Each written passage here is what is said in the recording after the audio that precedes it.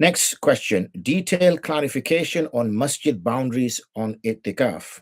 Assalamu alaikum wa rahmatullahi wa barakatuh. Wa alaikum salam wa rahmatullah. I pray you well. Barakallahu fiqh. I am seeking detailed clarification regarding the definition of the masjid boundary in relation to Iṭtikāf.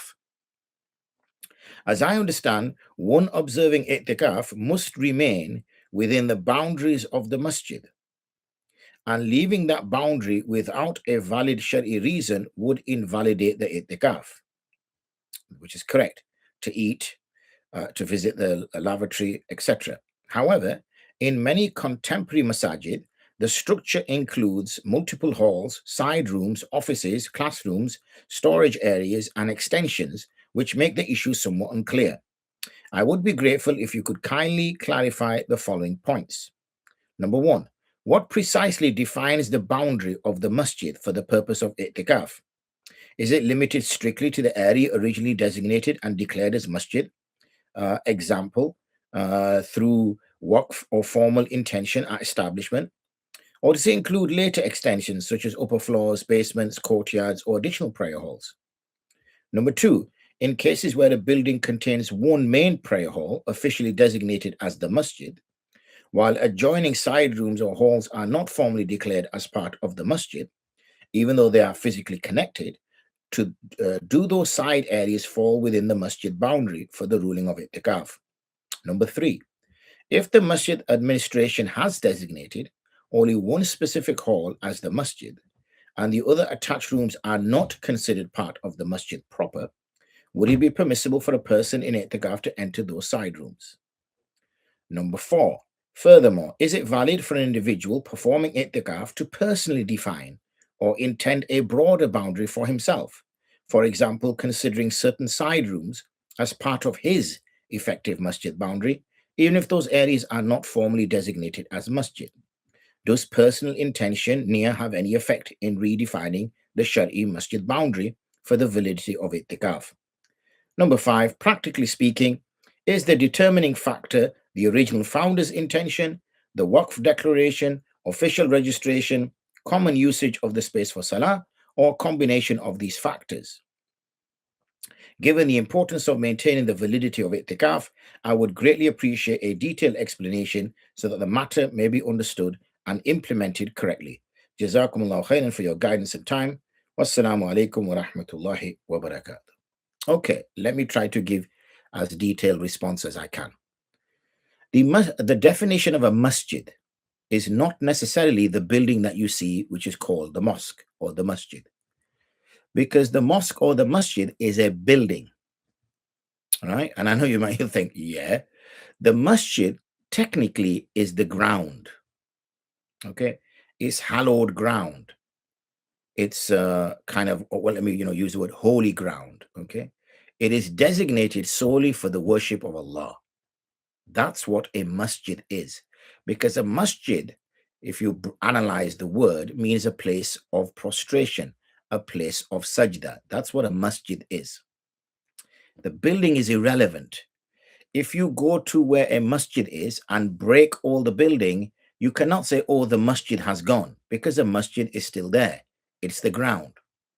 That's why, for example, Masjid Nabwi has been, destroyed and rebuilt, destroyed and rebuilt, destroyed and rebuilt several times, right? But the masjid always remains. So that we need to really understand this, because people do get confused with this, that the masjid is the actual ground. The ground. That is what is masjid. You dedicate that ground, a hallowed ground, for the worship of Allah. That's what you're saying. That on this ground, we will worship Allah. After that, you build a imara, you build a building, you build a structure. If you did not build a structure, that would still be a masjid, because the masjid is the ground. If you build a fancy 6-story masjid on top of it, then that ground is still the masjid. Okay, that's what's key. Now, let's just say we build on the ground, which is the masjid, right? We've built on the ground, which is a masjid. What happens now?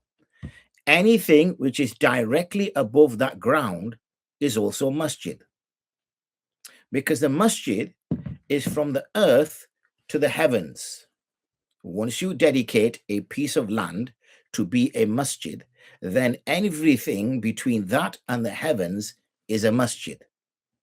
So if you have a 10-story building, then every bit of ground or floor above that piece of earth is a masjid. Right? So if you've got a 10 meters by 10 meters piece of ground, which you say this is now a masjid, and you build on top of that, then the 10 by 10 above it will be masjid, above it will be masjid, above it will be masjid.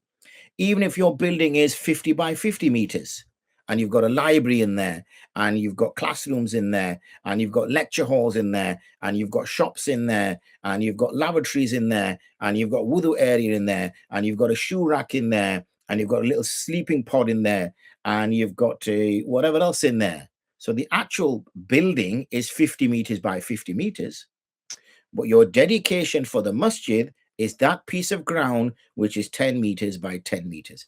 That's why you do not make the dua for entering the masjid when you go in from the main door and take your shoes off, because that's not the masjid. Unless somebody's done something really wrong. That is not the masjid, because you cannot bring filth into the masjid. And obviously, if we're walking in there with our shoes, then that is filth, potentially. The masjid is usually the main prayer hall. And if the administration of the masjid, the management of the masjid, have got their heads screwed on, that's where they will have the dua written. Okay, Al-Maftah li abwab rahmatik, as you step in with your right foot. Now you are in the masjid, and the rules of the masjid apply. I haven't got time to explain the rules of the masjid. Let's just focus on what a masjid is. So I hope that's understood. If, for example, you dig under, so you have a dedicated 10 meters by 10 meters, but you dig under, and you go down 3 stories underground. Okay, you go 3 stories underground. That is still masjid. Okay, it is still masjid because it's at 10 meters by 10 meters.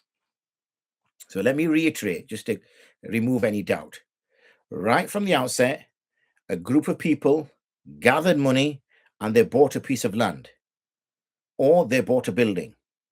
They then said, we're going to make this into a masjid, or we're going to build a masjid here, depending on what situation they were in. At that time, it was important that they engaged with ulama, so that the ulama would advise them and say, okay, you now need to dedicate what exactly the boundaries of the masjid are. So they would say, that's fine. We're gonna design like this. They show the design pictures, and this part is going to be the masjid. That's fine. So this part is now masjid because of the niyyah of the founders. On the other hand, they buy an existing building, so they buy a church, let's say, and they dedicate the main prayer hall as the masjid, but not the side rooms that exist associated with a church, where the priests used to go, or where there was a library or whatever, or a kitchen or whatever. They don't dedicate that as the masjid. So therefore, that is the masjid. Now, in the masjid, the rules of the masjid apply. So, for example, there cannot be sleeping quarters above or below it, because if you are married, okay, because copulation is not permitted in the masjid. So the imam can't have a flat above the masjid where he lives with his wife, right? You cannot have the wudu areas above there. Technically, you can perform wudu in a masjid, but it's not, it's not suitable. You most definitely cannot have toilets on any of these floors. It have to be on the sides, because this is najasa. You are not permitted to answer the call of nature in a masjid. It is frowned upon. It is disliked. So therefore, and also women who are in a state of menstruation cannot enter a masjid. Neither can a person, even a man who is in a state of janaba, cannot enter the masjid. So those rules are for that part only. On the flip side then is when a person is performing Iʿtikāf, he can only stay in the masjid, not the big building, which is called Masjid Falah, but the part of the land which is dedicated to the masjid. Because like I said, in the masjid, there is the shurak area. In the mosque, let me use the word mosque. In the building of the mosque, there is a shurak area. There is offices. There is a reception area. there is the toilets, there is the wudu area, there may be a library, there may be a coffee room, there may be places where people gather to chit chat, there may be a community room. Sometimes massages build ta'ziyat rooms because people want to book out the masjid for ta'ziyat or side of the masjid for ta'ziyat. Okay, the mosque. I apologize for using those words interchangeably. Right? There could be so many functions going on in the masjid. But then there is one part which is the masjid, which is dedicated, that piece of land, for the worship of Allah. That has laws and rules associated with it. And when it comes to Iţtikāf, a person cannot go out of there. It does not matter what he thinks his intention is. It's irrelevant. The only time a person in Iṭtikāf can leave the masjid is, as it says, if food cannot be brought to him and he needs to go get food. Only those which are his darura asliya. A darura asliya means his essential needs. And a human's essential needs are to go use the bathroom. Those are his essential needs. He has no choice. He is human. Then he has to make wudu because he needs to now pray salah. Essential needs. He needs to eat. Essential needs. But when he leaves the masjid, he must return as soon as possible. He must not dilly-dally around. He must not chit-chat. He must come straight back to the masjid.